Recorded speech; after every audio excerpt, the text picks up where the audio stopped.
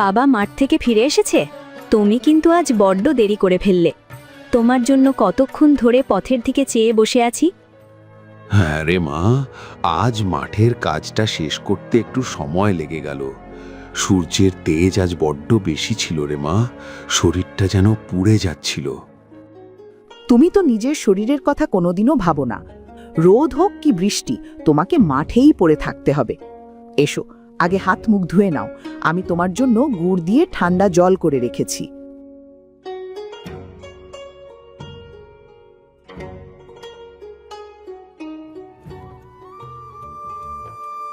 তোমরা আছো বলেই তো সব কষ্ট সয়ে নিতে পারি মালতী। এই যে এক ঘটি জল আর তোমাদের হাসি মুখ, এর চেয়ে বড় সম্পদ একজন কৃষকের কাছে আর কি হতে পারে। বাবা, আজ বাজার থেকে কিছু নিয়ে আসোনি? মা বলছিল চাল প্রায় শেষ হয়ে এসেছে। আজ সামান্য কিছু ফসল বিক্রি করতে পেরেছি মা, তা দিয়ে কয়েকদিনের চাল আর লবণের ব্যবস্থা হয়েছে। অভাব আমাদের নিত্যদিনের সঙ্গী ঠিকই, কিন্তু আজ পর্যন্ত তো বিধাতা আমাদের উপোস রাখেনি। অভাব তো অনেকেরই আছে গো। পাশের বাড়ির জমিদার বাবুর তো অগাধ সম্পদ, কিন্তু ঘরে কি শান্তি আছে? প্রতিদিন ঝগড়াঝাটি লেগেই থাকে। আমাদের এই ছোট ঘরে দুবেলা ডাল ভাত জোটে ঠিকই, কিন্তু আমরা সবাই একসাথে তো থাকি। এটাই আমাদের বড় সুখ। ঠিকই বলেছ মালতী, মাথার উপরেই খড়ের ছাউনি আর তোমাদের ভালোবাসা, আমার আর কিচ্ছু চাই না। দীপামা, তুই বড় হয়েছিস, তোর বিয়ে নিয়ে মাঝে মাঝে চিন্তা হয় বটে, কিন্তু পরক্ষণেই মনে হয় যার মনে শান্তি আছে তার সব আছে। বাবা, আমার বিয়ের চিন্তা এখনই করো না তো। আমি তোমাদের ছেড়ে কোথাও যাব না।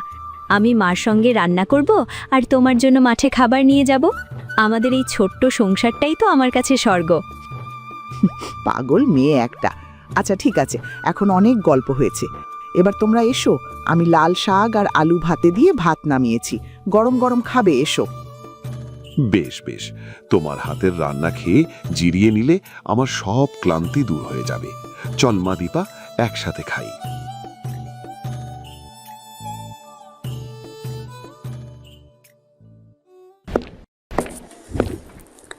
কি ভাবছেন এই কার্টুনগুলো কিভাবে বানাই? কোনো চিন্তা নেই। আমাদের অফিস এফএস ক্রিয়েশনে হাতে কলমে শেখানো হচ্ছে 2D অ্যানিমেশন। অনলাইন কোর্সে আজই জয়েন করুন।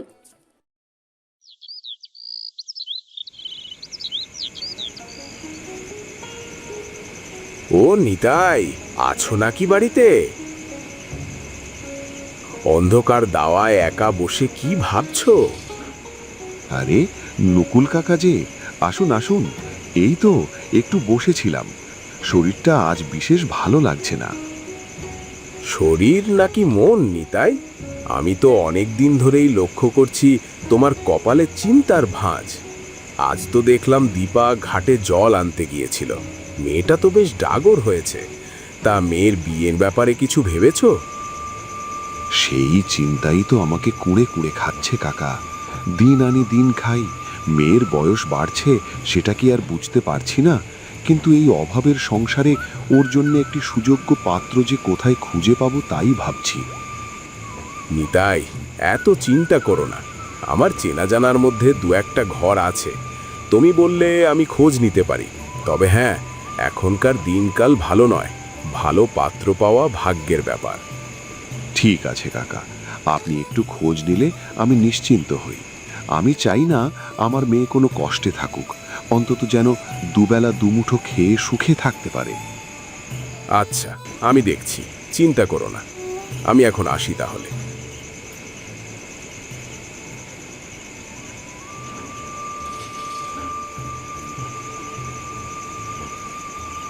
কাকা যা বললেন তা তো মিথ্যে নয়।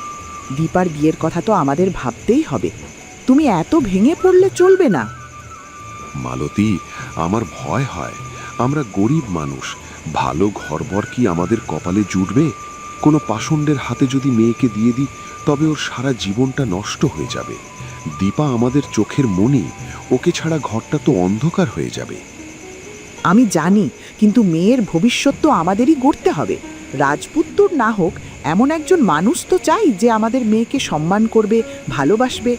আমাদের জমিটুকু থেকে যা আয় হয় তাতে কি আমরা মেয়ের বিয়ের জন্য সামান্য কিছু সঞ্চয় করতে পারি না? চেষ্টা তো করছি মালতী, কিন্তু প্রতিদিনের অভাব মিটিয়ে কতটুকুই বা বাঁচে। তবে ভাবছি আমি আরও বেশি পরিশ্রম করব। দরকার হলে অন্যের জমিতেও কামলা খাটব। দীপার সুখের জন্য আমি সব করতে পারি। তুমি অত দুশ্চিন্তা করো না। আমাদের দীপা এত গুণবতী আর শান্ত, ওর কপালে নিশ্চয়ই ভালো কিছু আছে। তুমি শান্ত হও, ঘরে চলো, রাত বাড়ছে। তুমি ঠিকই বলেছ মালতী, মানুষের সাধ্য কতটুকু, সব সেই ওপরওয়ালার ইচ্ছে। চলো ঘরে চলো।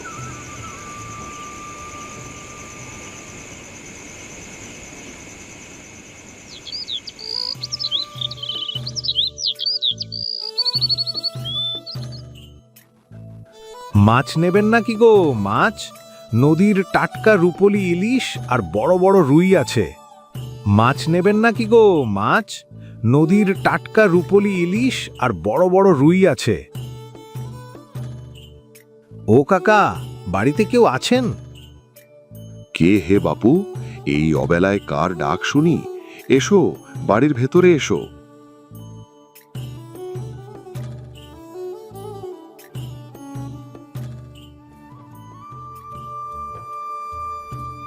আমি পাশের গ্রামের সিধু। আজ জালে খুব সুন্দর কয়েকটা মাছ উঠেছে কাকা। ভাবলাম আপনার এই পাড়ায় একবার ঘুরে যাই। দেখুন না, মাছগুলো কেমন জীবন্ত। তাই তো, মাছগুলো তো বেশ বড় আর তাজা দেখছি। কিন্তু বাপু, আমরা গরিব মানুষ, এত বড় ইলিশ রুই কেনার সামর্থ্য কি আমার আছে? আরে কাকা, দামের কথা পরে হবে, আগে দেখুন তো পছন্দ হয় কিনা। আমরা যারা পরিশ্রম করি তারা একে অপরের কষ্ট বুঝি। আপনার জন্য আমি ন্যায্য দামই রাখব। তবে ঠিক আছে, নদীর টাটকা মাছের স্বাদই আলাদা। কিরে দীপামা, একবার এদিকে আয় তো, দেখ তো এই মাছগুলো কেমন। তোর মাকে ডেকে নিয়ে আয়।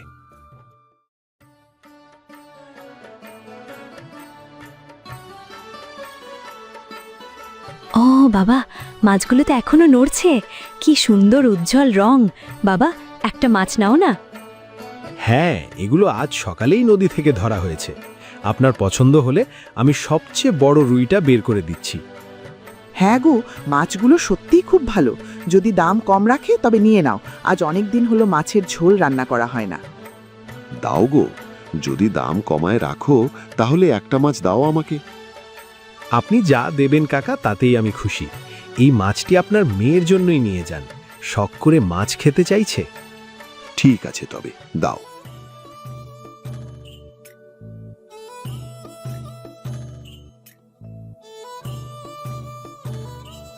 এমন শান্ত আর স্নিগ্ধ রূপ তো আমি আগে কখনো দেখিনি। এই বাড়িতে পা রেখেই যেন মনটা এক অন্যরকম শান্তিতে ভরে গেল।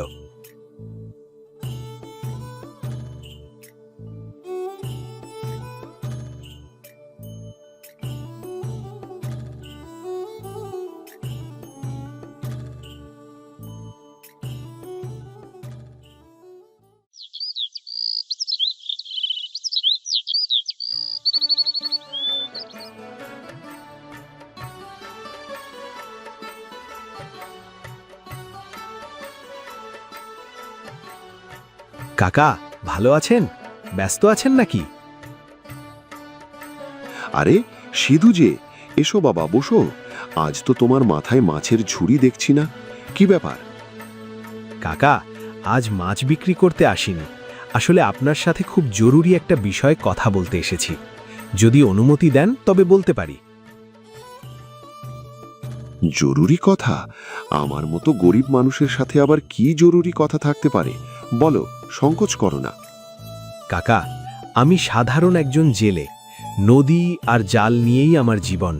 কিন্তু আপনার মেয়ে দীপাকে প্রথম দেখার পর থেকে আমি ওকে পছন্দ করে ফেলেছি। আমি কোনো ভনিতা করতে জানি না। আপনার অনুমতি পেলে আমি দীপাকে আমাদের বাড়ির বউ করে নিয়ে যেতে চাই। আমি শুধু কথা দিতে পারি, ওকে আমি খুব সুখে রাখব। তুমি কি বলছো? আমি কৃষক আর তোমরা হলে জলের মানুষ। আমাদের জীবনযাত্রা, সমাজ সবই তো আলাদা। আমি কখনো ভাবি না আমার মেয়েকে একজন জেলের ঘরে পাঠাবো। কাকা, মানুষকে কি আর কর্ম দিয়ে বিচার করা যায়? মানুষ তো সবাই এক। পরিশ্রম করতে আমি ভয় পাই না। কাজ ছোট হতে পারে, কিন্তু আমার মনটা ছোট নয়। আমি কেবল চাই দীপা যেন সারা জীবন হাসি খুশি থাকে। তুমি যদি আজ নদীতে মাছ পাও, কাল পাবে না। কৃষকের ঘরে অন্তত এক গোলা ধান থাকে। আমার মেয়ে কি পারবে তোমার ওই অনিশ্চিত জীবনে মানিয়ে নিতে? তাছাড়া সমাজ কি বলবে? এক কৃষক তার মেয়েকে জেলের হাতে তুলে দিল।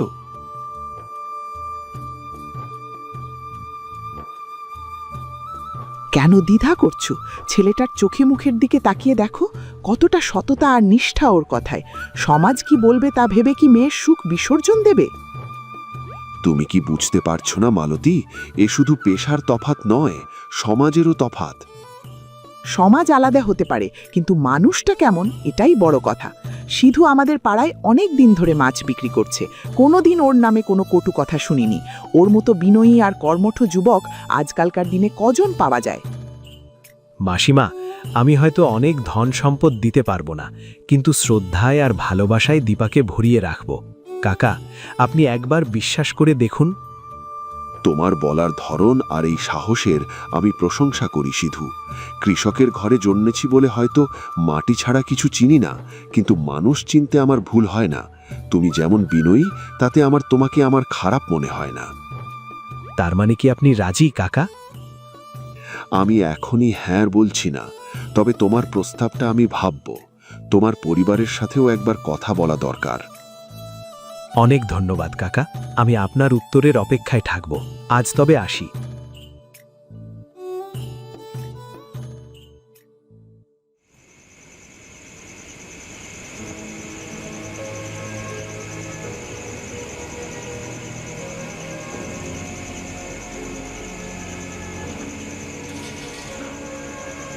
কি গো, তুমি এখনো ঘুমাওনি? কি চিন্তা করছো এত? রাত তো অনেক হলো। ঘুম কি করে আসবে মালতী? সারা জীবন এই মাটির সাথে লড়াই করলাম।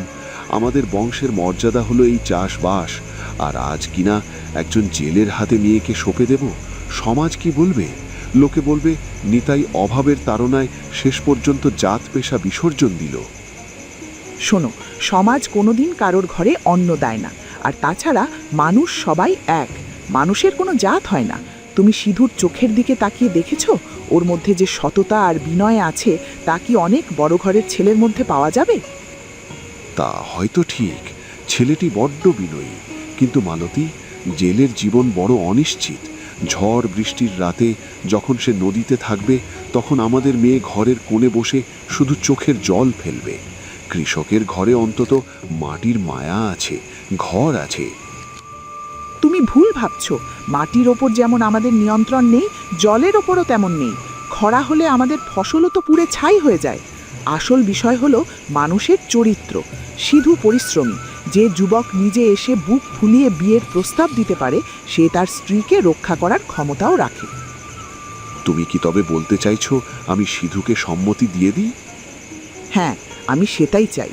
দীপা আমাদের একমাত্র সন্তান, ওর সুখটাই আমাদের কাছে বড় হওয়া উচিত। সিধু ছেলে হিসাবে খাঁটি সোনা। এমন পাত্র হাতছাড়া করলে পরে হয়তো আমাদের আফসোস করতে হবে। আচ্ছা, কাল সকালে সিধু এলে আমি ওকে আমাদের সম্মতির কথা জানিয়ে দেব।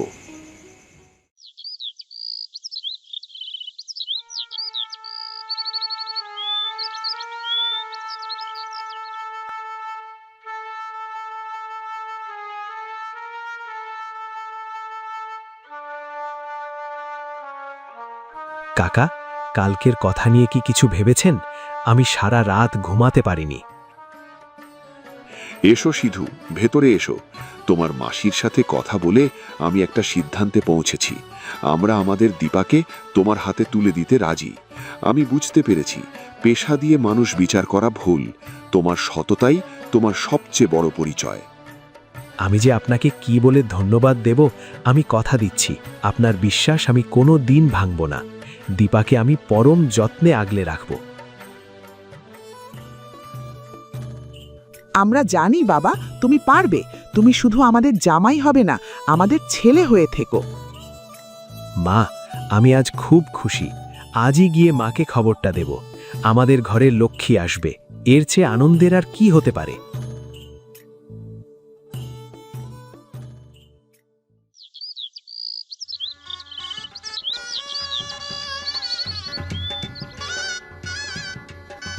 গো মালতী, দেখো আমাদের দীপাকে কেমন সুন্দর লাগছে। আমার বুকটা ফেটে যাচ্ছে মাসি। আজ থেকে এই আঙিনায় আর ওর হাসি মুখ দেখা যাবে না। কাল থেকে কাকে ডাকবো দীপা মা বলে? মালতী, কই গেলে? বরযাত্রী এসে পড়েছে, বরণ ডালা নিয়ে এসো।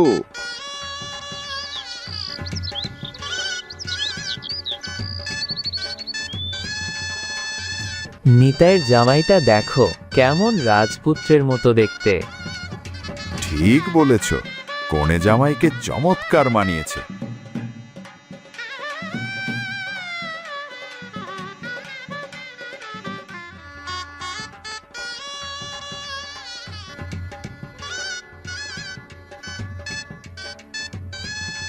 বাবা, মা তোমরা আমার জন্য চিন্তা করবে না, আমি তোমাদের যখন তখন দেখতে আসব।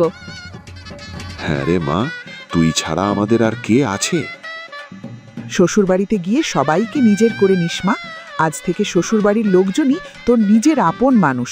তুই ওই ঘর আলো করে থাকিস। বাবা, মা, আপনারা নিশ্চিন্ত থাকুন। আমি কথা দিচ্ছি, দীপার চোখে কোনোদিন জল আসতে দেব না। ওকে কেবল স্ত্রী নয়, আমার জীবনের অংশ হিসেবে আগলে রাখব। আমি আজ থেকে আপনাদের ছেলে হলাম। সিধু, আমার সবচেয়ে বড় সম্পদ তোমার হাতে সঁপে দিলাম। আমার মেয়েটা বড় সরল, কোনো ভুল করলে ওকে ক্ষমা করে দিও।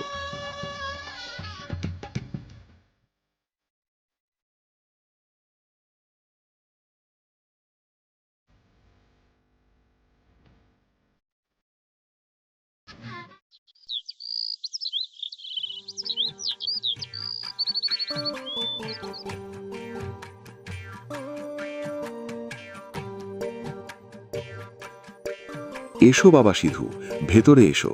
আজ আমাদের বড় আনন্দের দিন। বাবা, আপনি আমাদের জন্য ব্যস্ত হবেন না। এসো বাবা, ভেতরে এসো। দীপা, আয় মা, জামাই বাবাকে নিয়ে ঘরে আয়। মুখ হাত ধুয়ে একটু জিরিয়ে নাও, আমি শরবত নিয়ে আসছি।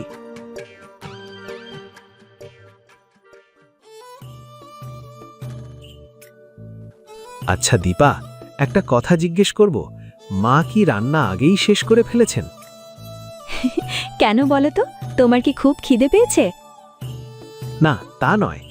আসলে আমি তো এই বাড়ির চারপাশটা দেখলাম, কোথাও কোনো উনুন দেখছি না, এমনকি দেওয়ালে কালির দাগও নেই। তোমাদের রান্নাঘরটা কি বাড়ির বাইরে কোথাও? কিন্তু বাইরেও তো কোনো চুলার ঘর দেখলাম না। আমাদের বাড়িটা একটু অন্যরকম। তুমি তো আজ প্রথম এলে, তাই সবকিছু তোমার কাছে একটু ধোঁয়াশা মনে হচ্ছে।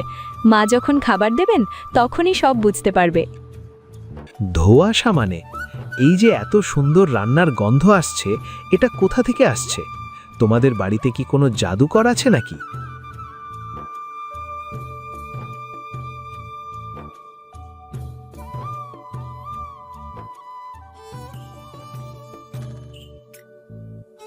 কি হলো বাবা, অত কি ভাবছো?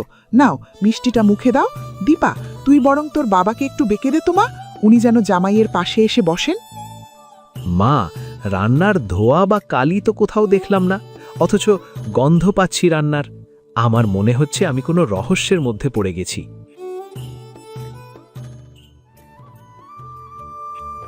রহস্য নয় বাবা, এ আমাদের কৌশল। আমি কৃষক মানুষ, মাটির মায়া ছাড়তে পারি না। আমাদের ঘরটা বাইরে থেকে যা দেখছো তার চেয়ে ভেতর অন্য রকম। তার মানে কি বাবা? একটু ধৈর্য ধরো, মা এবার খাবার সাজাবেন, তখনই দেখবে আমাদের রান্নাঘর কোথায় লুকিয়ে আছে।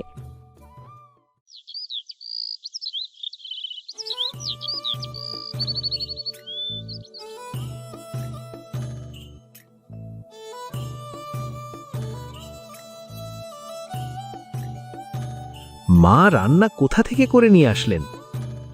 পাশের বাড়ি থেকে। আমাদের চুলা নেই তো তাই। কেন? দীপা, জামাইয়ের সাথে এমন মজা করছিস কেন? না বাবা, পাশের বাড়ি থেকে রান্না করব কেন? আমাদের তো উনুন আছে। তুমি তো নতুন, এই জন্য জানো না। দেখবে, এসো।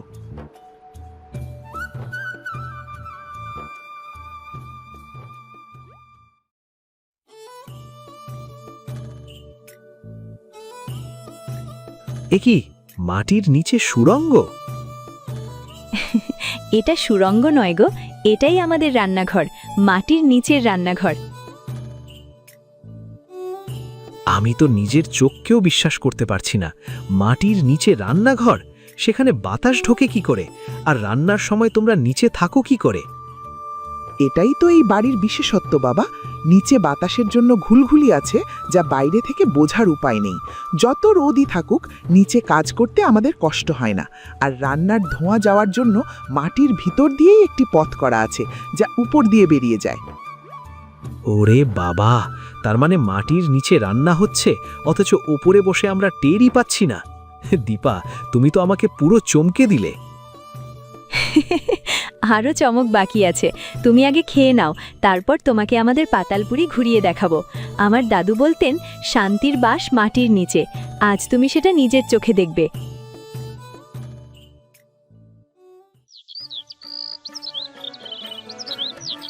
এই খাবারের স্বাদও যেন অন্যরকম। সত্যি, এমন বাড়ি আমি আগে কখনো দেখিনি।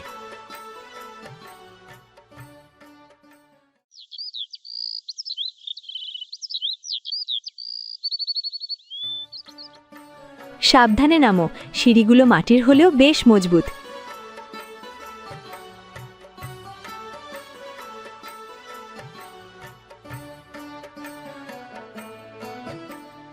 এ তো অবিশ্বাস্য। দীপা, বাইরে থেকে তো বোঝার উপায় নেই যে মাটির নিচে এত বড় এক ঘর লুকিয়ে আছে। এখানকার বাতাস এত শীতল কেন? মনে হচ্ছে কোনো বড় দিঘির পাড়ে দাঁড়িয়ে আছি। এটাই তো এই বাড়ির জাদু। বাইরে যখন বৈশাখের গরম হাওয়া বয়, তখন আমাদের এই পাতালপুরি থাকে ঠান্ডা। দেখো, এখানে আমাদের রান্না হয়, আর মাঠের ফসল সারা বছরের জন্য মজুত করে রাখা হয়। কি সুন্দর দেওয়ালগুলো! আর ওই কোণে ওটা কি রান্নার জায়গা? হ্যাঁ, ওটাই মার রান্নাঘর। দেখো, উপরে ধোঁয়া যাওয়ার জন্য সরু একটি পথ আছে, আর এই ঘুলঘুলিগুলো দিয়ে আলো আর বাতাস ভেতরে আসে।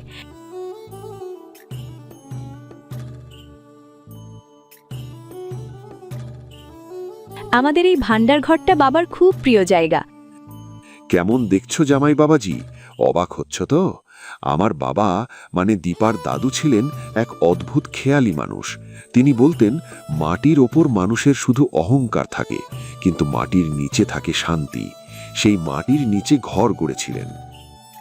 সত্যি বাবা, আপনার বাবা এক অসাধারণ কারিগর ছিলেন। এই প্রকৌশল তো বড় বড় রাজমিস্ত্রিরাও জানে না। আমি ভাবছি, প্রচণ্ড বৃষ্টির সময় এখানে জল ঢোকে না? না বাবা, তিনি এমনভাবে এই বাড়ির ভিত গড়েছিলেন যে কোনোদিন এক ফোঁটা জল এখানে প্রবেশ করতে পারেনি। পুরো গ্রামে তো বটেই, আমার মনে হয় পুরো পরাগ নগরে এমন অদ্ভুত বাড়ি আর দ্বিতীয় নেই। এই ঘরটাই আমাদের চরম গরমের দিনেও শীতল ছায়া দেয়। দীপা, আমি ধন্য যে তোমাদের এই পরিবারের অংশ হতে পেরেছি।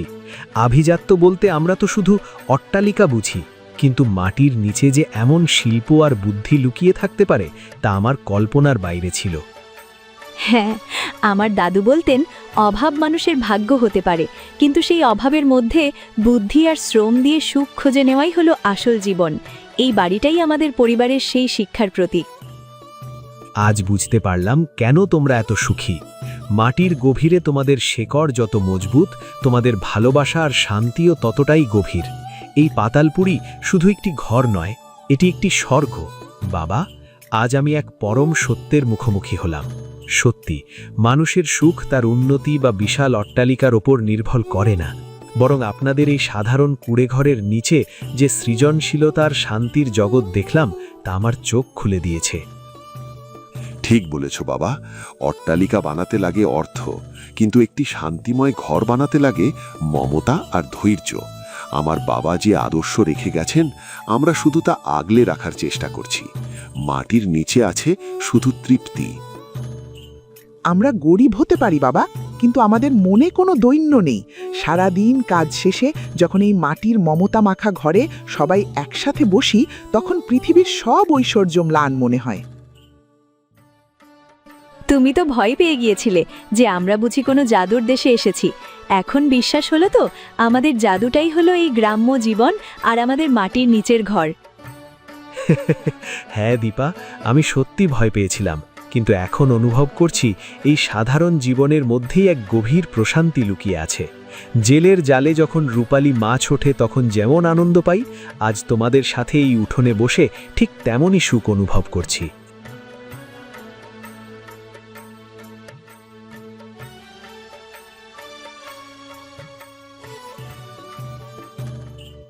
কি গো নিতাই, জামাই মেয়েকে নিয়ে তো খুব আসর জমিয়েছ দেখছি। হ্যাঁ গো মেয়ে, জামাই এসেছে তাই তাদের সাথে গল্প করছি। জামাই তো আমাদের মাটির নিচের ঘর দেখে অবাক হয়েছে। তোমার মাটির নিচের ঘর দেখলে কে না অবাক হবে বলো? আমাদের গ্রামে কি এমন ঘর আর একটিও আছে? যে দেখবে সেই অবাক হবে। সেবার মনে নেই, শহরের এক বাবু এসে তোমার মাটির ঘর দেখে ছবি তুলে নিয়ে গিয়েছিল? হ্যাঁ কাকা, মনে আছে? আমাদের বাড়িতে শহরের বাবুরা এসে ছবিও তুলেছিল। এজন্যই তো বলছি, তোমাদের বাড়িটা সত্যিই অন্যরকম। ঠিক বলেছেন কাকা, আমি এই বাড়িতে এসে যা শিখলাম তা কোনো পাঠশালায় শেখানো হয় না। আভিজাত্য বা বড় ঘরের চেয়েও শান্তির মূল্য অনেক বেশি। দাদা, আমাদের সাথে আজ রাতের খাবার খেয়ে যাবেন কিন্তু।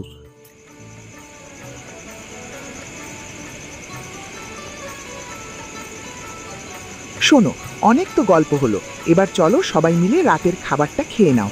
আজ রান্নাঘর থেকে খাবার ওপরে এনেছি। আজ আমরা সবাই এই জ্যোৎস্নার আলোয় বসে একসাথে খাবো।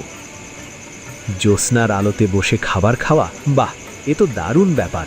বাবা, আমি আজ থেকে আপনার এই জীবনের দর্শনটি নিজের জীবনেও পালন করার চেষ্টা করব।